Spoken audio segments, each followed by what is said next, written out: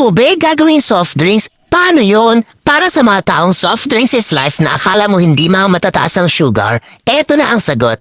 Napakahilig kasi ng pamilya ko sa soft drinks kaya bumili na ako nitong soda water maker. Opo, yung tubig ay gagawin niyang parang soda. Kakaiba no? May kasama na nga palang 10 pieces gas bulb at ito yung gamit para makagawa ng soda. Nagsali na ako ng tubig para matesting ko na kung legit ba o joke lang to. Dito nga pala ilalagay yung gas bomb sa loob mismo ng takip. Napakadali lang naman gamitin dahil pipihitin mo lang yung takip hanggang sa marilis na yung gas bomb. At ganito yung mangyayari. Habang ginagawa ko to na-amaze talaga ako. Eto na yung tubig at may mga spirit na parang sa mga soft drinks. Tinikman ko na din at legit. Para talaga siyang soda na may spirit at umahagod sa lalamunan. Mas okay itong carbonated drink dahil nakaka-reduce ng blood sugar. Pwede nyo rin pala itay sa mga fresh fruit juice para mas may lasa at healthy pa. Oh, alam nyo na ha. Link nasa comment section.